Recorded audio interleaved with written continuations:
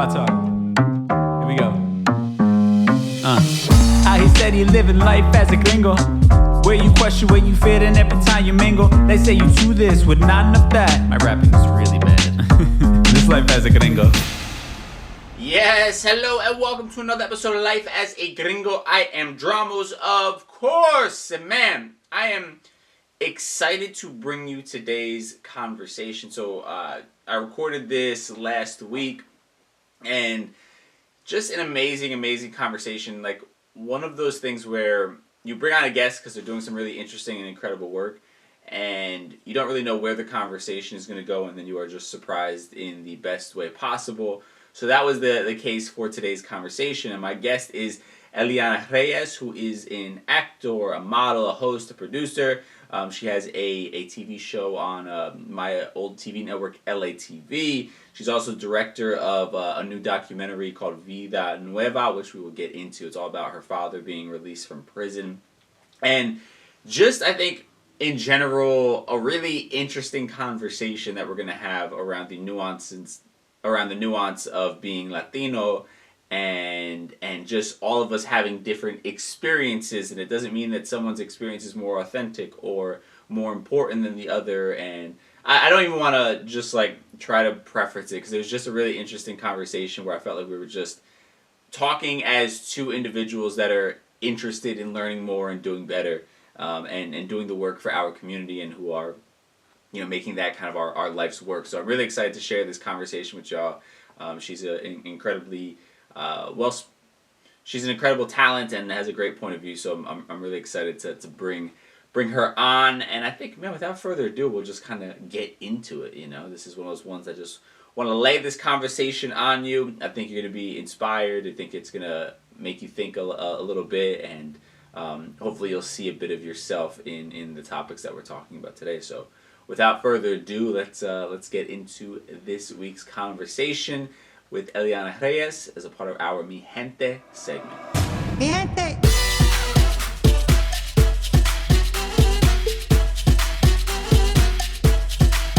My guest today is an actor as well as the producer of all Afro-Latino content on my family LATV network, including Black Dignidad and Shades of Beauty. She's also a filmmaker with the new docu-film Vida Nueva. Eliana Reyes, how you feeling?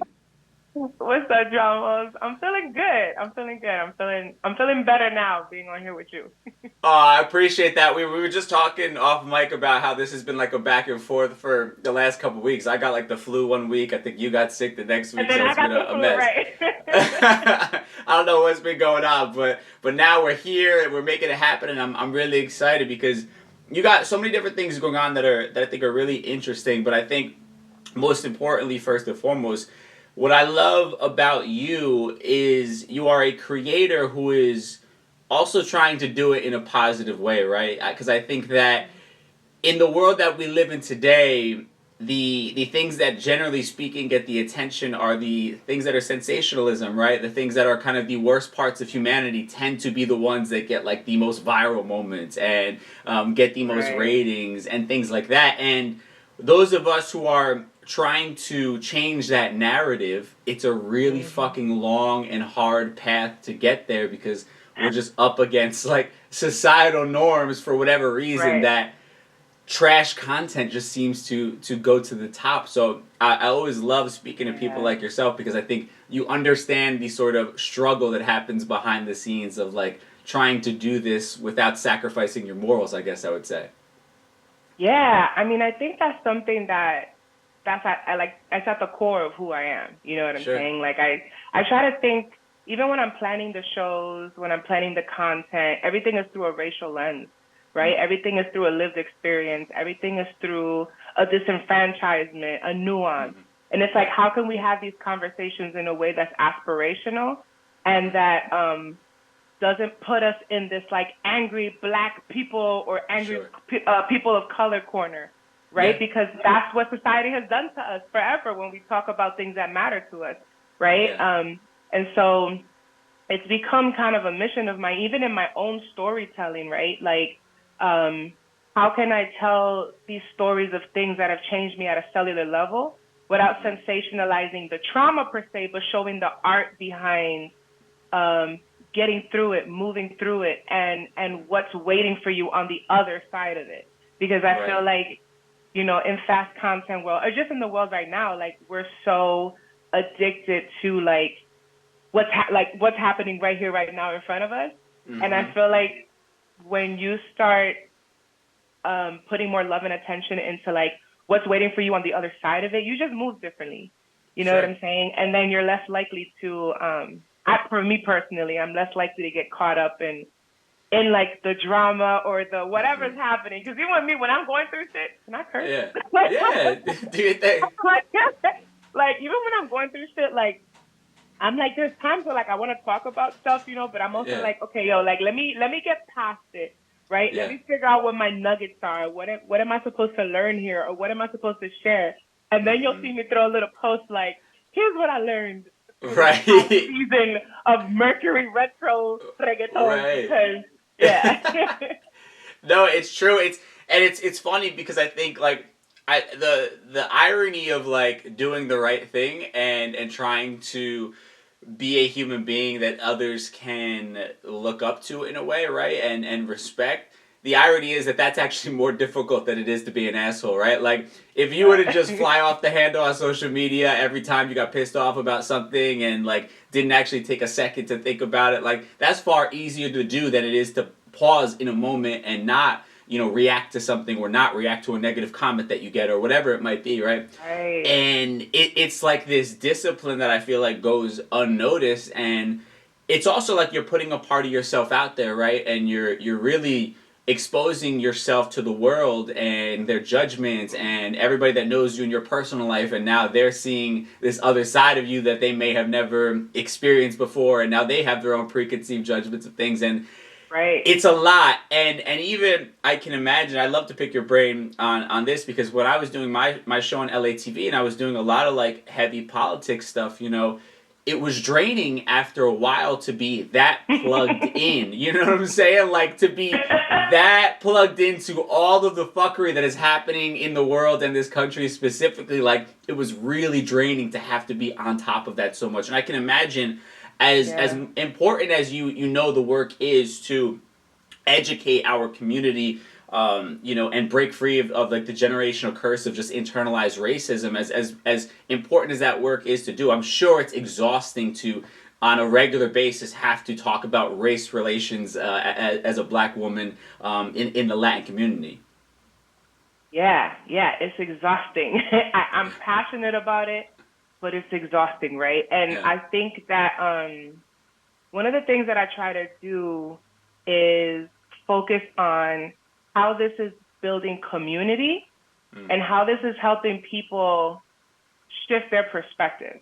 Right. You know what I'm saying? And that kind of keeps me a little balanced. And again, I also try I focus on lived experiences, right? Because once I become the face of like end all be all statements, then I open the door for like so many different things, right? So I'm like, here's a lived experience. I'm very careful with, even when, you know, when I post a clip, I'm not saying like, you know, Dramos said, you know, why pink is better than purple. Yeah. You know, I in the comment, I make sure that the person that's assisting me with socials, that I'm like, in Dramos' experiences, this is what he has felt has worked out for him. For him, purple has worked better than pink. Do you see what I'm saying? So that opens the door to kind of like, oh, well, this is Dramos' lived experience, but mine is different. And that kind of back and forth, that kind of dialogue, and that kind of social discourse, I welcome, right? You're always going to get told, I get people that fat shame me too, because I host one of the shows. You know what I'm saying? I'm one of the hosts of Black TV That. And all the time, especially if we're talking about food, or if we're talking about like anything that has to do with wellness, or for like, there's so many people that have been like, like, why is she talking about food? She's fat, or this and this and that. And it's like, you know, me, even 5 years ago, before I decided, because when I had left my corporate career like 6-7 years ago and decided to get into modeling and acting, I did it as an act of revolution. Because in our culture, we fat shame a lot, especially the women in our families, like, la gordita, la gorda. To this day, my family calls me gorda. And I now, you know, I take it as kind of like what you say, like a term of endearment. But at the end of the day, like, it's like, of course I internalized that. Of course I grew up thinking, oh, yo soy muy gorda pa esto. Or they were, you know, my hair, que yo tenía el pelo malo. Like, it was like all these things that when I decided to be like, yo, I'm going to become a model and an actor and put myself in front of people, it was an active revolution, right? And 7 years later, the very thing that I was most scared of, people are still doing. And so you just have to find the balance of like, yo, I want to put this out, I want to do good, but also I'm going to protect myself, right? And I'm going to try to do it in a way because I do feel like there's a lot of clickbait, right? And you know, people could argue clickbait has its purposes or whatever. You know, I'm not going to get into that. But at the end of the day, when we're talking about lived experiences based on your appearance, something as powerful yet fragile as your race, like how you are perceived, that's not something I can control, right? I can't control that I was born morenita con pelo más rizo than my sister, right? Somebody of a darker skin complexion can't control that. So once we start nitpicking at how they were born, that level of bullying and trolling for me, like I don't have patience or like I don't have tolerance for it, because I'm like, we need to be able to have conversation, you know what I'm saying? And uncomfortable conversations at that too, right? Sure. In a way that's productive. So I don't know. I feel like I talked a lot there. So nah, you're good. You're good. I agree with what you're saying. I think the thing that resonated with me when you were talking about that you try not to speak in kind of broad sentences or paint with a broad brush, right? But the fucked up thing is that because, you know, outside of something like LATV, that's an anomaly, right? Where you have the ability to have an entire Latin cast or an entire Afro-Latino cast, you know, and behind the scenes it's Latinos, you know, producing and running the cameras and things like that. But in the rest of media or in the rest of the world, what oftentimes happens is you become someone's representation for an entire group of people, right? So, like, I remember when I was doing radio and I was with the Breakfast Club, I was the representative for Latinos everywhere, right, on that show, and I was expected to be that. If there was anything Latin related, I was the one they put the focus on to speak on it, and then I was judged based upon how well I did on that conversation in the broad sense, essentially, right? So it's really difficult, and that's why things like representation are so important, because it's also this unfair burden that we carry where in our everyday lives, even if you're not in a media space, if you live in a neighborhood where it's not predominantly Latino, you are the inherent representative for it, right? And what you do or don't do and how you're considered as a good or bad neighbor speaks for the rest of the entire community, almost based upon these closed-minded people's ideas and their vision of entire group of people. And that in itself is like this crazy, heavy, weird burden to fucking carry on your shoulders as well. Yeah, it is. I mean, honestly, you know, I'm not someone that get anxious about a lot of, like, you know, things like that. Like, I'm very much so, like, in my mind at least, I'm like, oh, I could deal with this. I could go with the flow. But that's one of the things that does make me nervous, right? Is that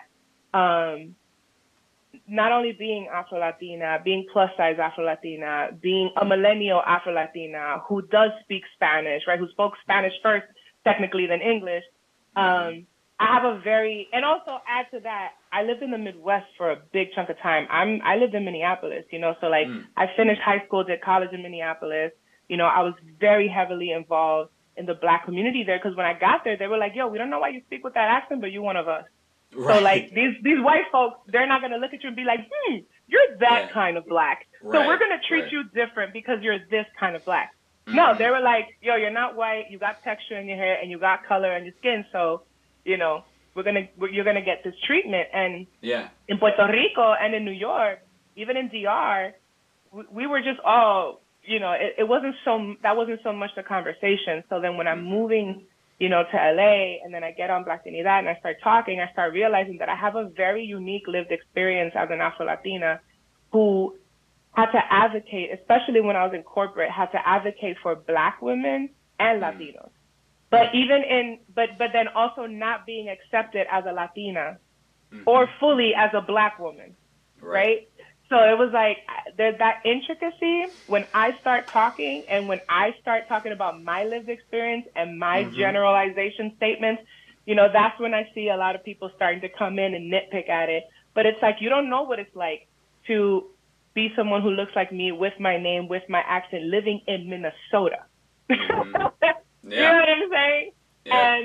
And so that identity piece, and also you don't know what it's like when the shit hits the fan. And, you know, like I personally, George Floyd used to be the doorman of the only Dominican spot in Minneapolis, which is 2 blocks away from where I live. A lot of us people of color, a lot of us black folk, we knew George. You know, a lot of us knew Philando as well. So when the shit hit the fan, you're in the streets with your people, and it doesn't matter what shade of black you are, because we know that there's one common goal.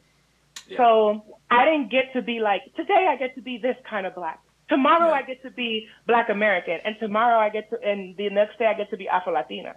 Right. You know, no, I had a responsibility and a passion behind, because I knew what I represented. So coming out to LA has been a little interesting, because here things are a little more compartmentalized, is what I'm realizing. I've only been here for like a year and a half. So we're having these conversations, these nuanced conversations about blackness, about Afro-Latino-ness, about our connection to our roots. And just amongst the cast, right, you can, and the guests that we bring in, you can see there's so many different lived experiences, and we really got to stop policing people's lived experiences. You know what I'm saying? Like, you can have your own lived experience, and that is very true to you. And you might even have feelings about other people's lived experiences because it triggers maybe your lived experience, but you cannot police someone else's lived experience and tell them that they're wrong for something that they single-handedly lived through and had to survive through. And when people from disenfranchised communities speak up and start talking about these lived experiences, the last thing I think we should be doing, especially as people of color, I mean, yet alone white people, but like, we shouldn't be saying like, oh, you don't get to feel that way. You know, it's just kind of like, you know, like that's what happened to you, or that's how you feel. Like, wow, you know what I'm saying? This is my experience.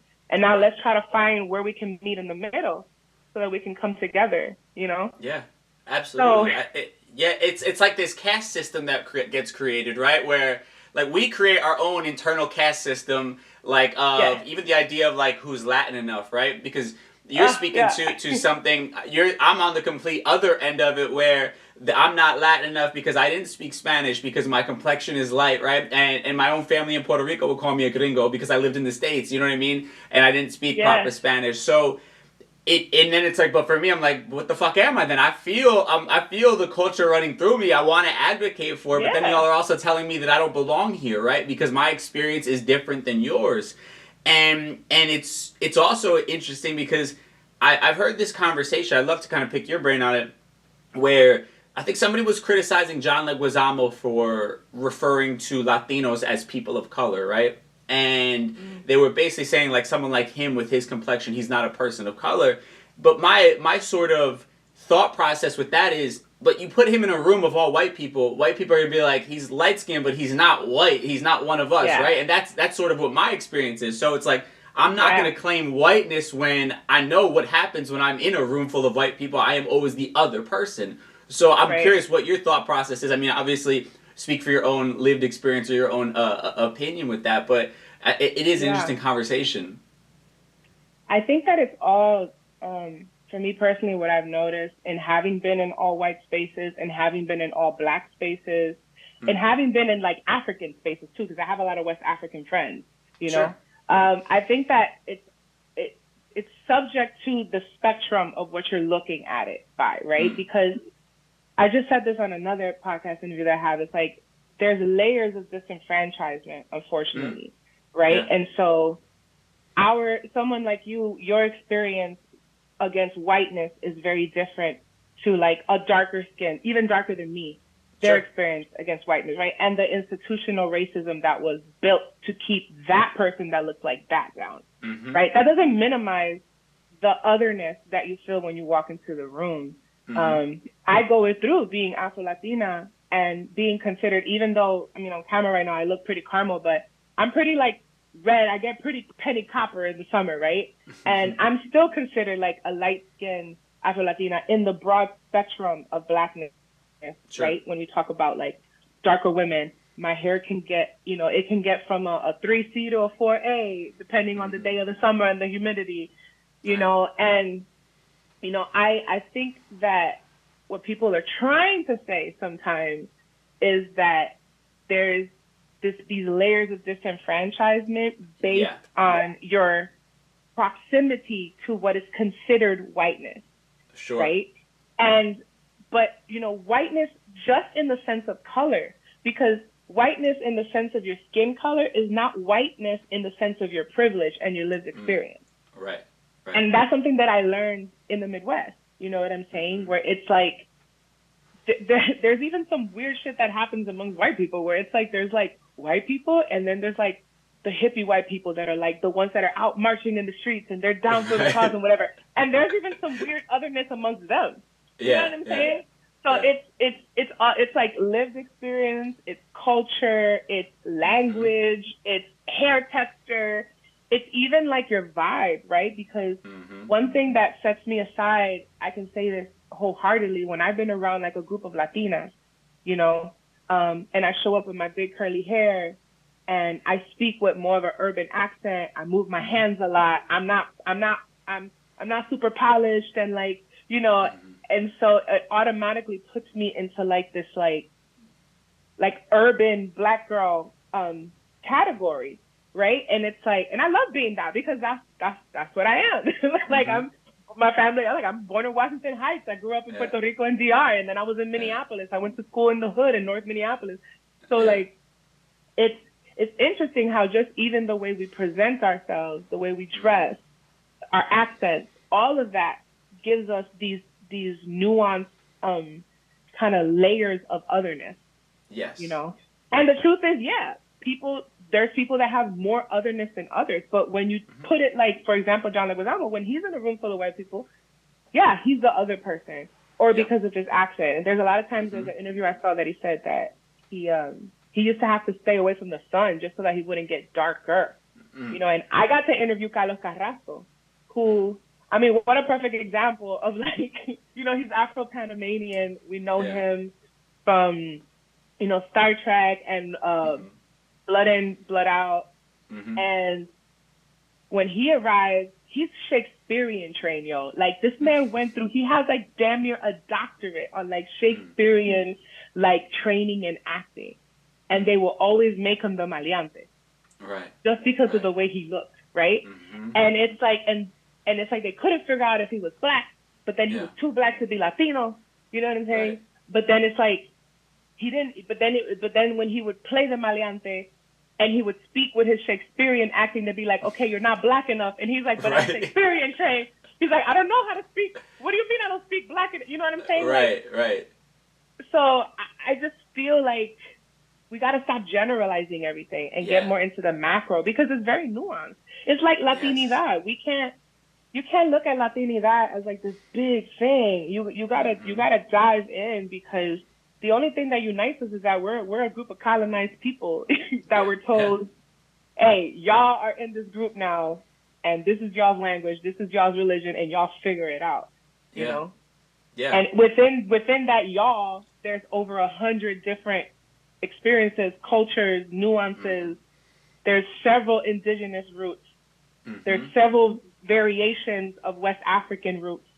So you can't expect one size to apply all, Yeah. I think that's why conversations that you have on a regular basis and conversations like this one are so critical because a lot of us are just uneducated and don't have the vocabulary, so we just make it this very broad assumption, right? Or a lot of us refuse to or just are unable to see, are ignorant to seeing things from somebody else's lens, right? We just think that everybody has the same experience as ourselves, and that's why educating yourself and again these conversations where we dive into like it's nuance and there's no way in hell you could just break it down to like one category of like person and their experience type of thing.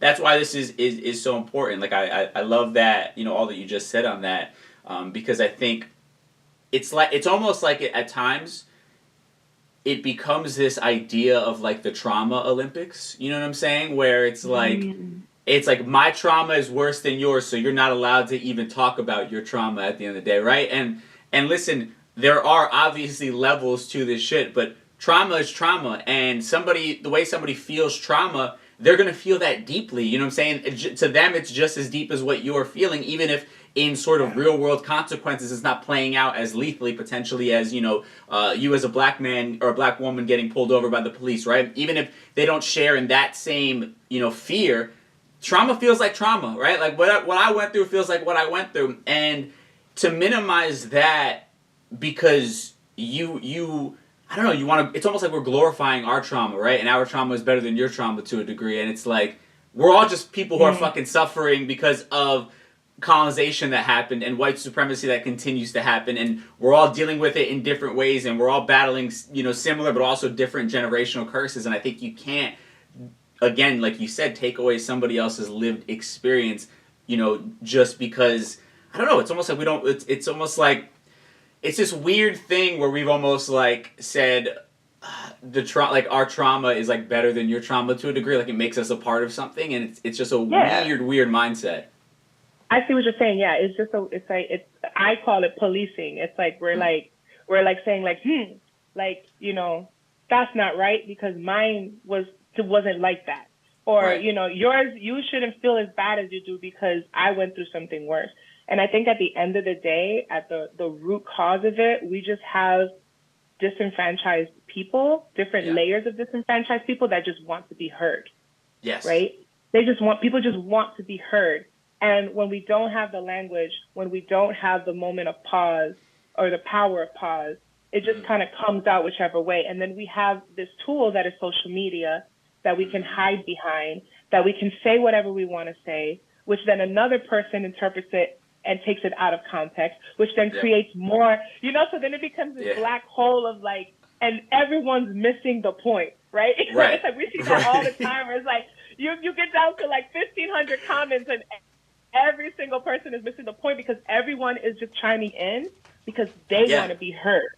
And so I'm a big advocate of like empowering ourselves to find spaces in our lives where we can be heard. That's part of why, when they were like, yo, we'd like for you to be a host on Black Teen, I was like, okay, dope. But, now a year later, I'm also producing because to me it's important to, bring on people and let them be heard and let them tell their story in the way that they want it. It's so healing storytelling is so important for people of color or disenfranchised people. Like the ability to say like, yo, I went through this. This is how it impacted me. And this is who I am now because of it. Like that alone, I swear to God, it retro ages you to just be able to be heard. So I just encourage people like, I go through it all the time where I see comments and I want to be, because I'm like, listen, you know that see I mean, like I'm like mad like calm and shit, but I'm an Aries, I'm hot-headed, you know what I'm saying? I've just been indoctrinated because I worked in corporate for so long and I lived in the Midwest where I have to learn how to like condense myself. Yes. So it's become kind of a skill that I'm able to use, but I be wanting to go the fuck off sometimes. You know what I'm saying? I really do. And then I have to step back and use my power of pause and be like, okay, what am I going to achieve? Right. Or can I take this topic that I see everyone is so pressed about, or this topic that people seem to be really passionate about, and make an episode about it and bring multiple different perspectives to talk about it? Right. I feel like when I think about my legacy, because that's another thing too, we're in fast culture right now, right? Yep. Where we're in reactionary culture.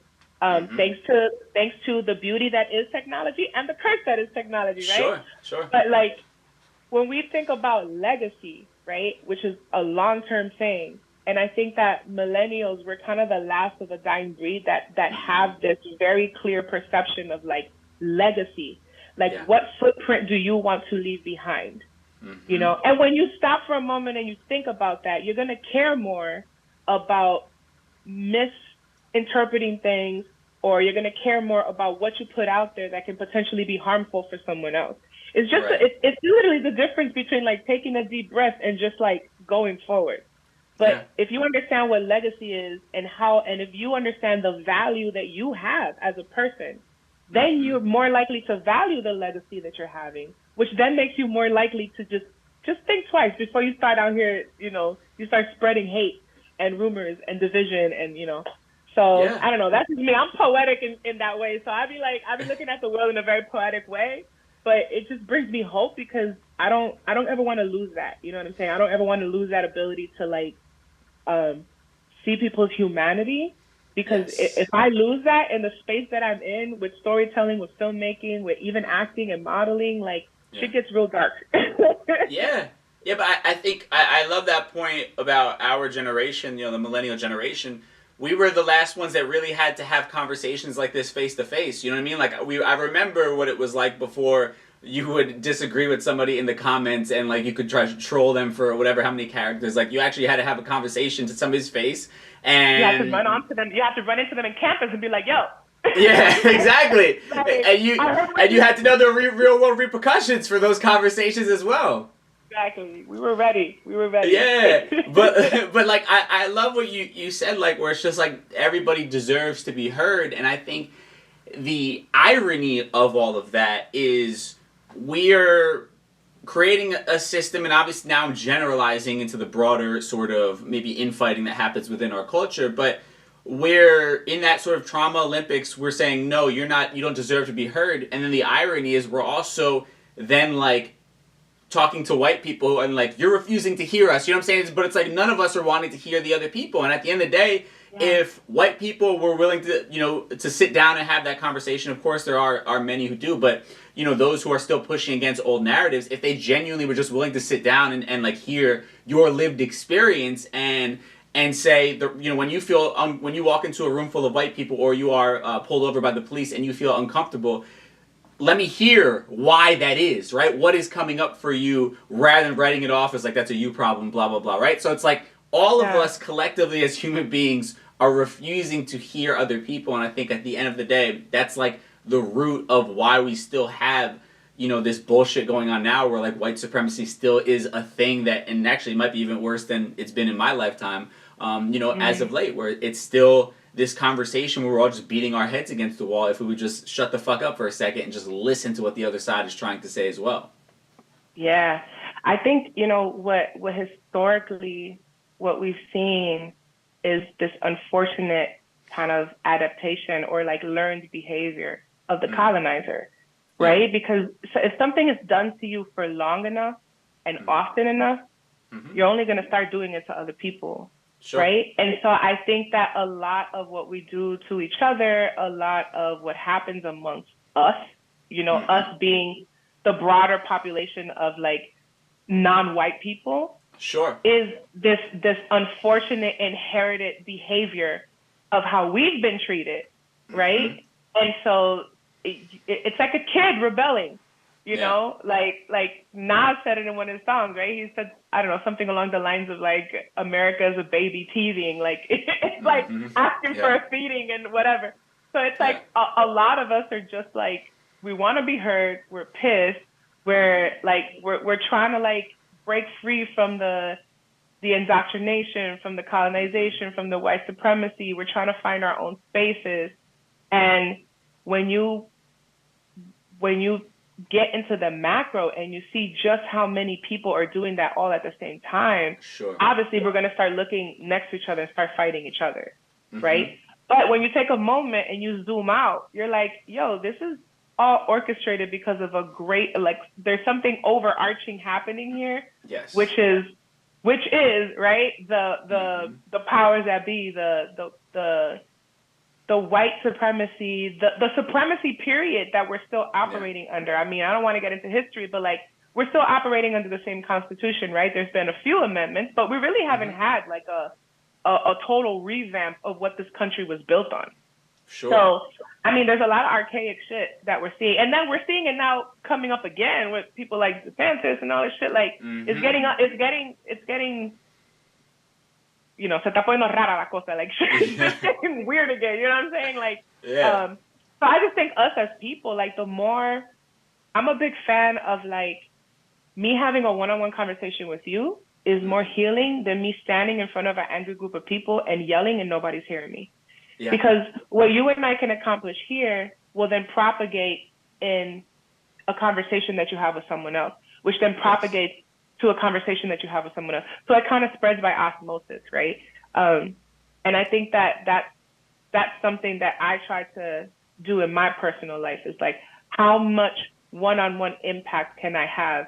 How many times can I leave a conversation making someone think, damn, I should be thinking about a lived experience that's different than mine? Or even myself too. Like, you know, like, how can I become a more inclusive person and become more of an advocate for experiences that are different than my own, you know? Because the spectrum doesn't stop at me. It keeps going. And then when we get into like trans and we get into Black trans, it gets really complicated for their lived experiences, you know? Yeah.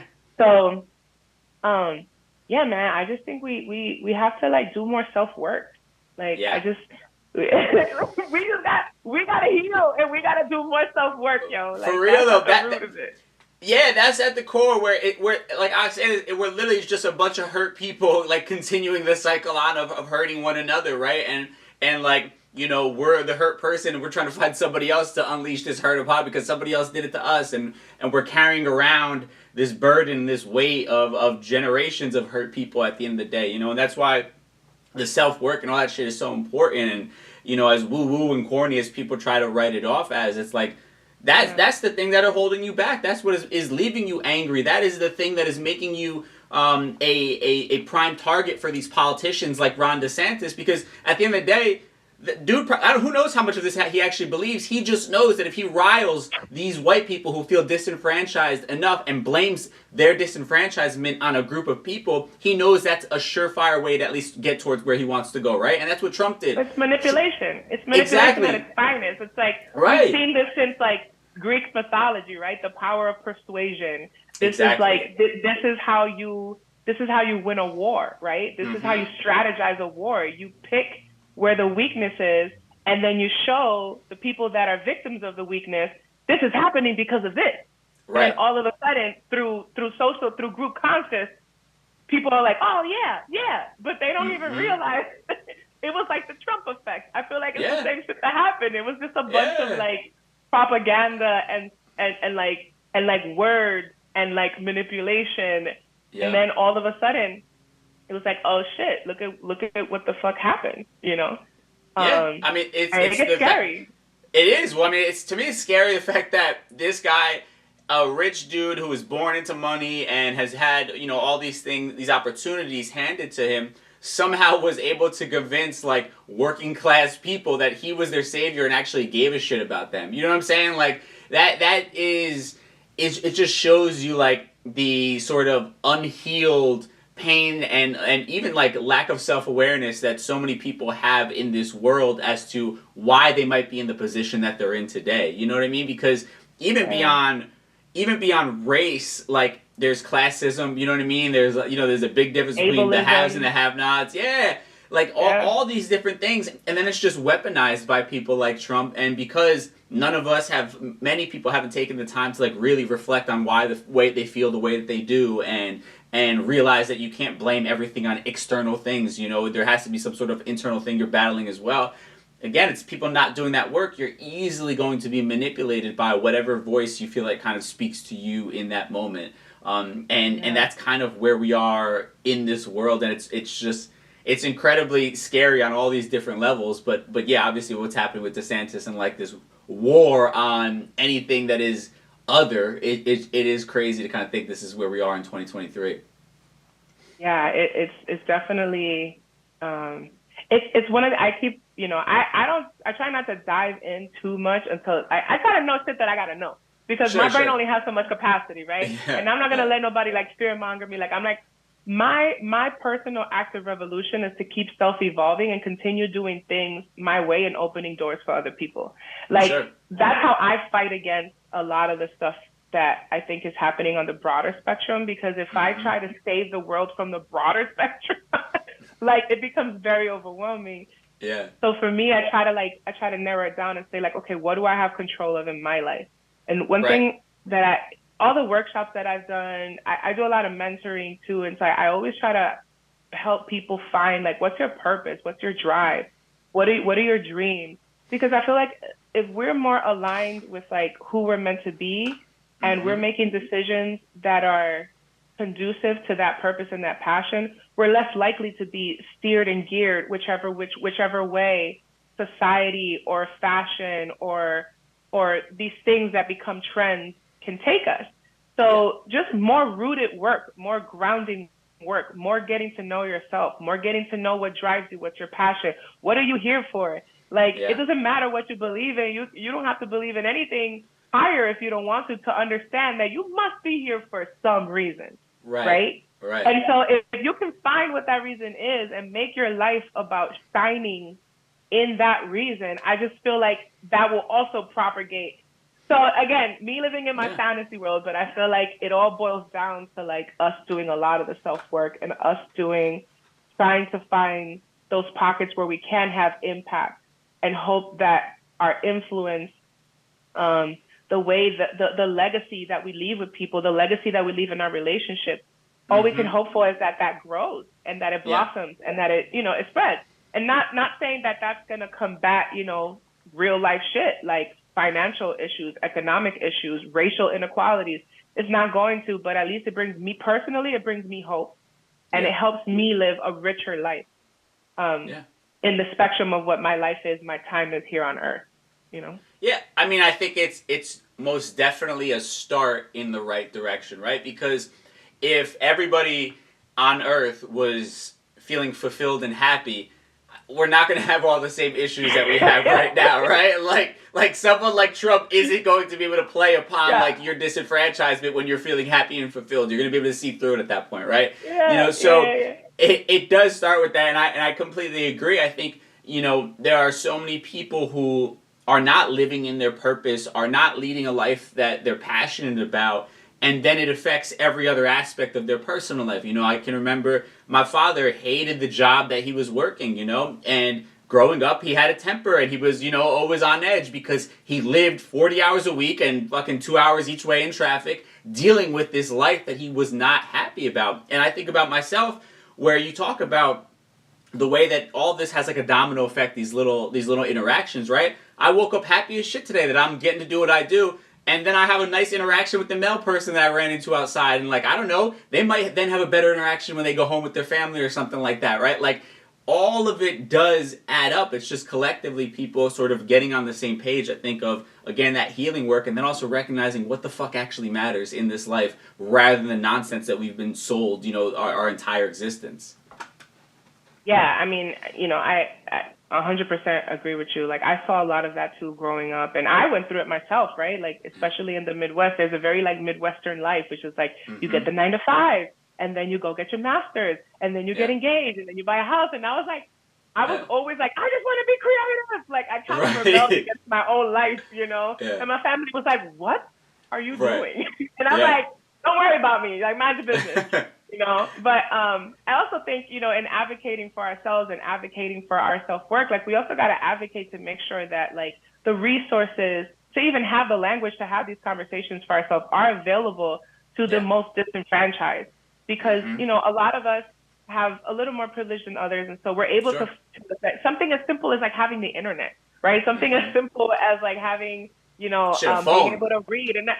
Exactly. I also think that in that advocacy, it's how can we reach equity in that, how can the most disenfranchised have access to these opportunities and accessible therapy and accessible, resources and coaching, school programs, so that they can then start the path to healing and start the path to becoming a better version of themselves. It's not something that you can just will out of nowhere, because I feel there's a lot of branding of self-work, do the self-work, but it's when you're in shambles, and your life is a mess and you don't have resources and you're about to get evicted and you're afraid to, there's a lot of shit at play, or you grow up, you're living in an area where you're hearing gunshots go off every night when you go to bed. I went to school in the Bronx when I was in elementary school. I got cousins who lived in the Bronx and all that. That was their reality every night going to bed. They would point out the bullet holes in the walls of their apartment building, So, you ain't thinking about shit else aside from fucking surviving at that point. You know what I'm saying? It ain't that's my morning routine. Yeah, you're trying to eat, not get shot. Exactly. Not piss off the betrayal of the neighborhood. Exactly. Exactly. So it's like that is my issue with like the whole wellness thing, and I think that's why it's important to not just have like white privileged faces, as the head of that, because a lot of the information isn't applicable to like people who are growing up in a certain way. Some people need like real world, examples of how they can make it out of those situations that where shit not only talk about like people who are privileged enough, like I was privileged enough that I grew up in the suburbs by the time I was in a teenager and all that stuff, and my parents would never kick me out of the house. I always had a place to go, so I was allowed to chase my creative endeavors in that way, let alone the kid whose parents can't afford to live there, and they're telling you better get a job, help out, or you can't stay here because we ain't got time to waste. That's like there's so many layers to it that I think we forget, and that's why representation is so important. I mean, even speaking to kind of the work that I know that you do, I mean, you talk about creating the narratives and content that you want to see in TV and Hollywood, right? And it's easy to write it off as like, it's just TV, it's just movies. But I think people miss.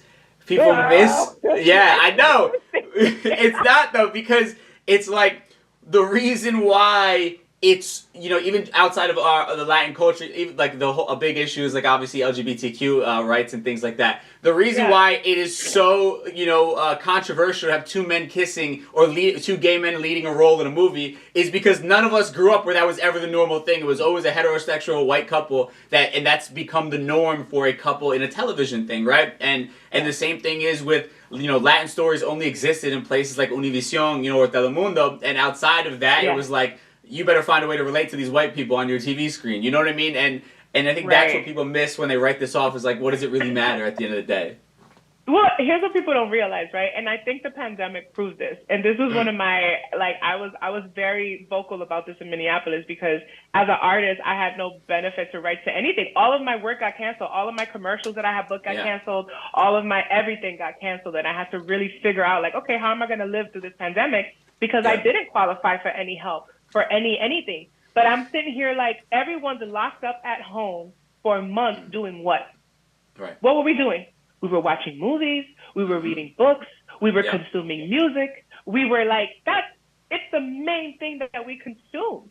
So it's like, how can it not be important? Of course it's important. Like, it's like, no, like 99% of people don't go a whole entire day without either hopping on their phones to look for content outside of themselves or watching the show that they love or watching just like anything on TV. Like, so it's like, yes, is important. And it has shaped, when we go back to the start of cinema and we go back to A Birth of a Nation and how that film informs people on the evil of blackness and the goodness of whiteness, that alone is your proof that media and TV and films and storytelling and everything is important. I mean, it shaped the entire fabric of this country. Why do you think the slave masters didn't want the slaves to communicate and to storytell? Because they understood the power of storytelling. They understood the power of people coming together and creating art, And so, like, when you look historically back all the way, you can see how, like, we've been stripped of these things because it's important. So don't tell me, tell me that, it's not important, it's just TV. So I'm really passionate about, I can only speak about my lived experience. And one thing that I don't see enough of is us, like the Caribbean Latinos, being represented. And I'm very passionate about that because we move pop culture, right? Like, reggaeton, merengue, salsa, bachata, plátano, arroz con gandules, pastelón. All of that comes from us in the Caribbean. And us in the Caribbean, we're heavily influenced by like our Taino indigenous roots and our West African roots. And so there's that in itself hasn't been represented on mainstream media enough for us to be the ones that really drive Latino pop culture on a global level. So for me, I don't want to create, I try to not create content that's like, oh, here's this Puerto Rican-esque story. I just want to tell stories, and the main characters happen to be Puerto Rican and Dominican or Cuban, or happen to look like me, happen to look like you, because, the more we can the more we can normalize that we're just people that live in this way. We're not this like cartoon character. I feel like the more of this content will be able to get out there, because we cannot please all of Latinidad with one single Latino narrative, because that's just, we're not a monolith. It doesn't work that way, you know? So it's something that I've now have seen that, like, especially the way, you know, I came here for modeling and acting, and I did, you know, when I moved here, I moved out here because I signed, and then I did a lot of commercials, did a lot of like print work and all of that. And then I've always hosted, but then when I landed in Black Trinidad, it's like, I always had this feeling in my gut that I was like, I'm really meant to be, you know, to put on kind of like my Issa Rae hat, right? And say like, what's not out there? What am I not seeing? What do I want to see? And like, do I have the means to create it? And then once I create it, I can employ whoever I want, right? So like, I think it's important for us to empower ourselves to see it in that way. And it's the harder route, you know, like, it's difficult, it's work, but it's your work, right? And so that's kind of the direction that I'm going. So when my father was released from prison in November, you know, this is something that me and my siblings have been dealing with for 26 years. And his story is really interesting. And I'm not going to get into the case because like that's another conversation. But, you know, just this reintegration of this person that has been my dad via letters and pictures, right? I responsibly being the person that I am, calling myself a storyteller or whatever, I couldn't let this go by and not capture the story and not tell it in a way that shows, you know, the pain, the hope, the resentment, but also the love, the family, you know, and I'm telling it in our way. I'm not doing it all in Spanish. I'm not doing it all in English. I'm not telling my brothers to drop their New York, you know, like Washington Heights accent. I'm not, you know, becoming anything to appease to Hollywood. This is just our story. And I think it'll resonate with a lot of us on the east side of the country, because so many of us have been through this. And even down to the music, we're making a soundtrack for the film where I wrote a song, I'm performing a song, my brothers wrote songs. Like, we're working with, like, you know, we're making this soundtrack that represents us, our generation of like hip hop, merengue, bachata, R&B, because that's how we grew up. And those things, that's what carried us through the 26 years of having, you know, our father in limbo, if you will. So I think storytelling and telling stories in your own way to amplify your people and your lived experience is important. And I encourage everyone to do it. Like, I feel like, you know, Mexico should have the same opportunity. You know, Black Americans should have their opportunity. You know, Africa, each, you know, I mean, Africa is wide and broad, right? But like, there's so much representation that needs to be had. So I think that I can only represent what I understand and what I've lived. And so that's what I've kind of devoted my work to. And of course, if somebody else loves my directing or loves my producing and they're like, we really want you to tell this story, absolutely, you know, but always through the lens of like accurately telling that story and representing those people, because I think that's important as well. So yeah, that's how I landed at Vida Nueva. And I'm excited about it. I'm nervous to put myself so vulnerably out there. Because let me tell you, yo, I'm crying the whole fucking film.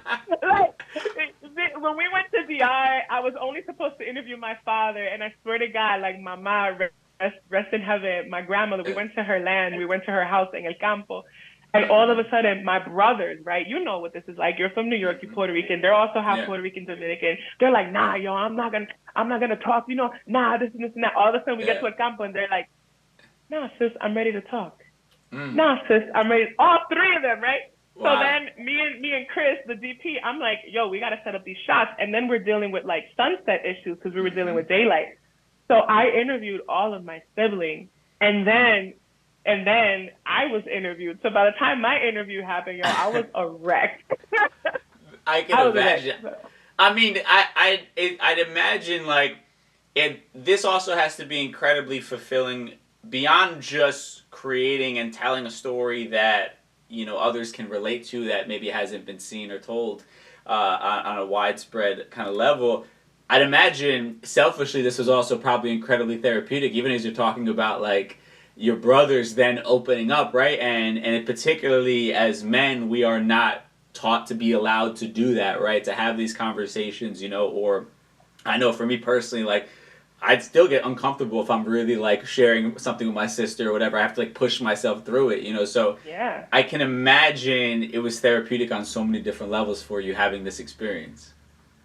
It was, it brought up a lot of feelings. All of us had our therapists and our support. Yeah. But at the end, I remember doing the interview with my father, which and mind you, this is the first time we hear our father talk about his perspective of being in prison away from us. And it's the first time we realized that the only thing that kept him alive for 26 years was this glimmer of hope to be reunited with us. It wasn't to get back out in the world, to ride a car again or eat mango again, or no, it was to be with us. You know what I'm saying? And the moment when we saw him and the moment that we saw each other for the first time all together in DR, and everyone will see that in the film, it's one of the most raw, intense, yet beautiful and poetic moments I have ever seen on camera, so it was this journey of holy shit, we're doing this and this is great. Oh my God, so it was like a roller coaster. But what I can tell you is that now I'm looking through the footage, I'm working with the editor. You can see my brothers, me, my father. It's almost like you can see it unraveling from off of them.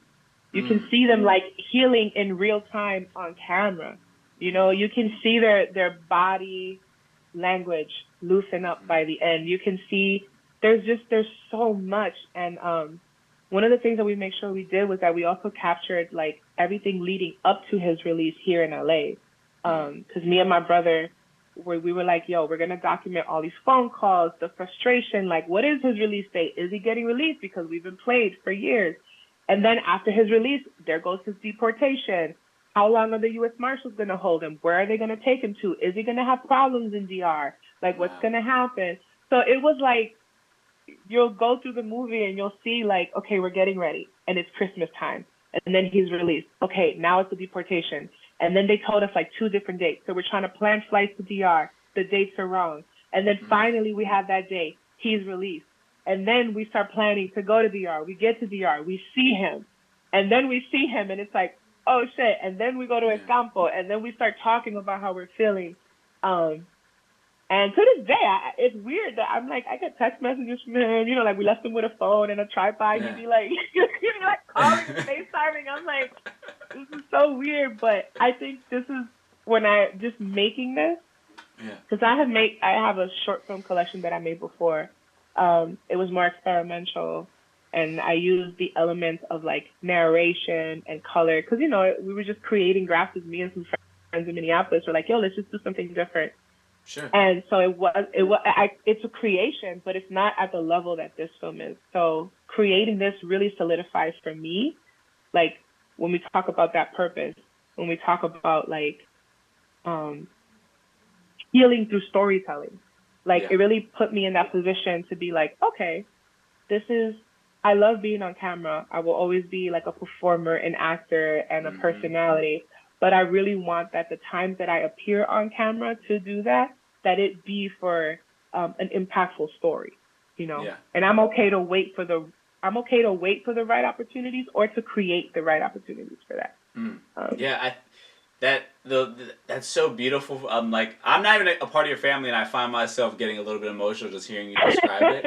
I think that's. I'm not gonna send you the teaser, but I'm gonna send you the teaser. It's literally 30 seconds, but. Yeah, I saw it. I did see that. So okay, it is playing in my head, but hearing you describe it, there's a something to that. And I think that the last thing I do want to touch on, because I think, obviously historically people of color have been over policed, right? And that has had an effect on the family dynamic, when you talk about persons of color.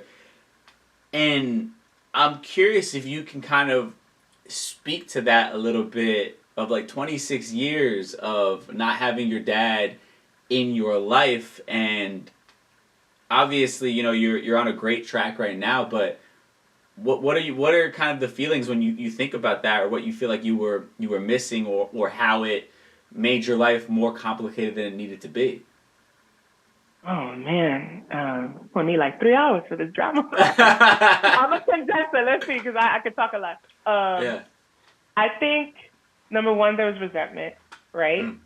There's resentments on two ends, right? Resentment because he didn't make choices to not put himself in a position to where that was even an option, right? Mm-hmm. He was young and shit happens. Yeah. And then resentment from a heavy-handed judicial system that made an example of him being a Black immigrant Dominican who they had in their hands, right? So there's that layer of resentment. Then we go into personally as a woman, how it impacted me to carry around the sense of abandonment, right? Because while, yeah, he wasn't not present in my life because he didn't want to, but I always looked at it as like, you still made a decision that landed you in a position to not be present in my life, right? Sure. And now I can, you know, like all of us have like forgiven that idea, but when you're a teenager and when you're a young girl and you're starting to experience love and romance and this idea of self-worth and what you're willing to put up with from men, and when you don't know your worth because you don't feel worthy. I mean, I can tell you, like, I didn't start pursuing my dreams until I was like 30. Because I never felt worthy, I let a lot of toxic shit happen in my love life because I had like this void that I was constantly trying to fill. And what's crazy about dealing with long-term imprisonment, it's like a tease, because you'll get this little 3-5 minute phone call and then they're gone. And then they come back up and then they're gone. And then you almost try to like numb it by being like, okay, well, this person just doesn't exist. But then all of a sudden you get a letter. And then the letter feels invasive because you're like, I'm trying to protect myself from this shit. Like, stop writing to me, right? But then you're like, damn, but this is my father, you know? It's so complicated. Yeah. And the way I saw it manifest the most was in me not feeling worthy of my dreams and feeling worthy of like having like good things and good people and experiencing good, healthy love, you know? Yeah. And I think that's one of my biggest messages to like any young girl that's dealing with any type of estrangement from a father figure. I can only speak of my experience, right? In that your value is not attached to that person or that person's decision to be there or not be there or whatever happened. And so I think I didn't know how to separate my value from the situation because I was young. I was 11 when he went in, you know? Yeah. So yeah, it definitely did a number on a lot. And, you know, and for the first time in DR and El Campo is where I heard fully how it impacted my brothers, you know, and how it impacted each one of them very differently, even though all of them are male, you know. So I think it also, for me, it separated me a little bit from like my Dominican side of my culture, because I spent a lot of time in Puerto Rico with mommy, and then we went to Minneapolis, and I was always with my Puerto Rican side of the family. I was very like involved with going to New York. I was always, you know, visiting my cousins in the Heights and visiting my tias, but I always felt like that piece of me was missing, you know. And it's wild.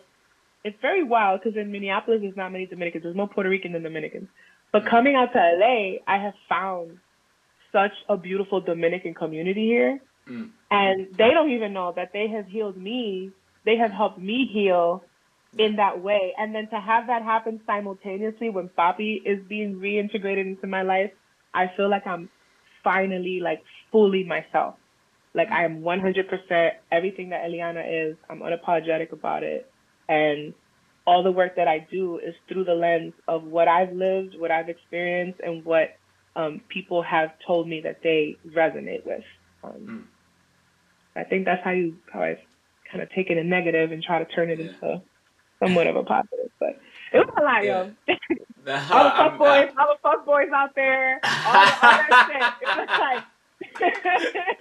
No, I appreciate you sharing that. I think it's important. You know what I mean? Because there's a few people that even come to my mind who I know have had a similar experience that I hope they get to listen to this and hear that, right? Because I know it's healing to not feel like you're so alone, right? And I think that's oftentimes we think that we're just alone in this situation. There's nobody else that can relate to us. But I think that's why, stories like this are so important. So I appreciate you for sharing that. There's so many other shit I want to get into. We'll do that maybe when the film is completely released and all that. We'll dive into more of the conversation. So Vida Nueva is the docu film. Any idea when it's going to be out there for people to check out?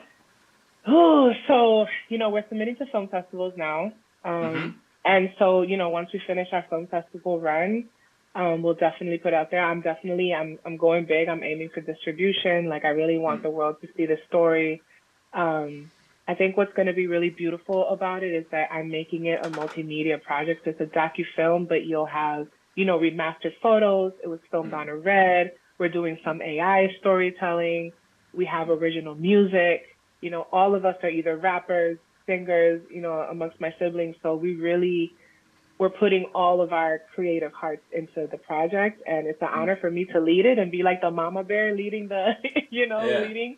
But I'm right now. I'm going to Minneapolis actually for a few weeks, and I'll be working with the editor out there to really finalize it and really put it out to the film festivals because we want the world to see it. But we'll see when. I don't know when. I gotta see what the rules are for the film festival submissions. Of when I can do like small screenings or put it out. But in the meantime, I created an Instagram page called Vida Nueva Film. I haven't officially launched the GoFundMe, but we are gonna be doing some crowdsourcing just to finish, a lot of the work that it needs to kind of button it up at the end. Sure. And just like follow us, support us. Like I can't believe I'm even talking about this publicly because this is just like an idea, and now it's here, and the more I look at the footage, the more it comes together, the more I'm like, holy shit, Eliana, you did that. That's beautiful. And where can people follow you as well to keep up all that you got going on? Yeah, I'm at I am.Eliana Reyes on Instagram. Don't judge me. Titi's not active on TikTok yet because trying to figure out what my angle is. Yeah. I don't do Twitter. So if you want to support me, support my Instagram. And then I have a link tree there. You can see some of my storytelling performances. I also I'll be posting soon my other short film series. I'm having a screening of it in Minneapolis with the cast, and I'll be putting that out. But yeah, everything is just my Instagram, y'all. Don't judge me. I love it. Well, Eliana, it's been great to finally connect. I genuinely enjoyed the conversation, so we'll have to have you back on soon. I did too. I appreciate you, and thanks for just giving me the space to have this conversation. I feel lighter already. Oh, good. I'm happy to hear that. Man, big shout out to my guest this week, Eliana Reyes, for hopping on the show. Man, I love having these conversations. They're just, I think, so incredibly important to discuss the diversity, the nuance that exists simply within our Latin community, and how important and necessary these conversations are so that we can have a better understanding of one another, and that we don't create this sort of feeling of, this like one drop rule almost, amongst ourselves, or this feeling of not being comfortable in your own skin, right? And I think that's what obviously a lot of this podcast was based off of. So love being able to bring this conversation to all of you. I hope you enjoyed it as much as I did. Now with that said, let's tie everything we talked about today in a neat little bow in a segment we call Conclusion Stew. Time for Conclusion Stew.